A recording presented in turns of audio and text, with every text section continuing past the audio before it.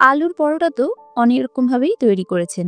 আজকের পর্বে শেখাবো কোনো রকম পুর ভরার অথবা বেলার ঝামেলা ছাড়াই খুব সহজে কম সময়ের মধ্যে কিভাবে আপনি আলুর পরোটা তৈরি করতে পারবেন। নমস্কার বন্ধুরা, আমার চ্যানেলে সবাইকে স্বাগত। আমার চ্যানেলের আরও একটি নতুন পর্ব দেখার জন্য সকলকে ধন্যবাদ জানাচ্ছি। বন্ধুরা, আমার আজকের পর্বের রেসিপি সুস্বাদু আলুর পরোটা। চলুন দেখে নেওয়া যাক আলুর পরোটার একটা ইউনিক রেসিপি। আলুর পরোটা তৈরি করার জন্য এখানে 1 কাপ আটা নিয়ে নিচ্ছি, দিচ্ছি হাফ টিস্পুন নুন, এতে দিয়ে দেব খুবই সামান্য পরিমাণ তেল, দিয়ে খুব ভালোভাবে আটাটা একটু ময়াম দিয়ে নেব।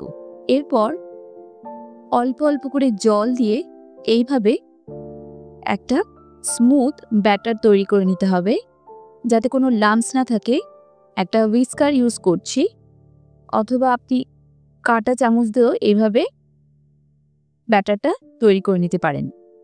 ব্যাটারটা তৈরি হয়ে যাবার পরে এখানে আমি 2টো মিডিয়াম সাইজের আলু ভালোভাবে সেদ্ধ করে নিয়ে একটু ম্যাশ করে নিলাম। এরপর এতে দিয়ে দিচ্ছি একটা মিডিয়াম সাইজের পেঁয়াজ কুচি,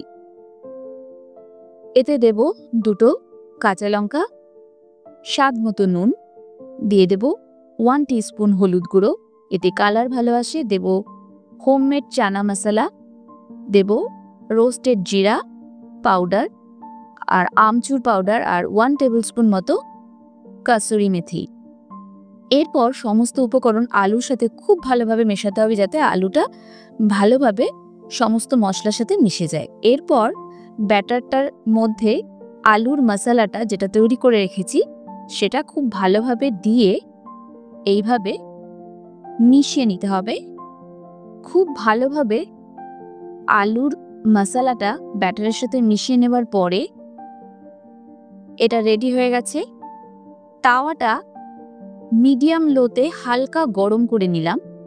এরপর এতে সামান্য ঘি ব্রাশ করে নিয়ে অল্প অল্প করে ব্যাটার এইভাবে দিয়ে 2 থেকে 3 মিনিট কুক করে নিতে হবে। যখন উপরটা শুকিয়ে যাবে খুব সাবধানে এটাকে উল্টে দিতে হবে। এরপর আবারও 2 থেকে 3 মিনিট লো থেকে মিডিয়ামে রেখে এটাকে এইভাবে তৈরি করে নিতে হবে। এক এক পিঠ 2 থেকে 3 মিনিট হলেই কিন্তু খুব ভালোভাবে পরোটাটা তৈরি হয়ে যায়। তো এইভাবেই আলুর পরোটা দেখতে পাচ্ছেন খুব সহজেই তৈরি করে নেওয়া যাবে। আর এরপর টক দই এবং আচারের সাথে খুবই সুস্বাদু আলুর পরোটা আপনি সার্ভ করতে পারেন। রেসিপিটি অবশ্যই বাড়িতে একবার ট্রাই করে দেখবেন। রেসিপিটি কেমন লাগলো সেটা আমাকে কমেন্ট সেকশনে জানাবেন। রেসিপিটি যদি ভালো লেগে থাকে তাহলে ভিডিওটিতে একটা লাইক দিয়ে দেবেন এবং সকল বন্ধুদের সাথে শেয়ার করবেন। আপনি যদি আমার চ্যানেল মনের ফ্লেভার্সে প্রথমবারের মতো ভিজিট করে থাকেন তবে অবশ্যই চ্যানেলটিকে সাবস্ক্রাইব করবেন এবং পাশে থাকা বেল আইকনে ক্লিক করে দেবেন, যাতে পরবর্তী রেসিপিগুলো আপনি দেখতে পারেন।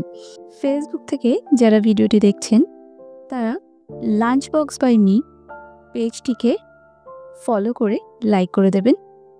ভালো থাকবেন, সুস্থ থাকবেন। আগামী পর্বে আবারও দেখা হবে নতুন নতুন আরও এইরকম ইউনিক রেসিপির সাথে। ততক্ষণের জন্য নমস্কার।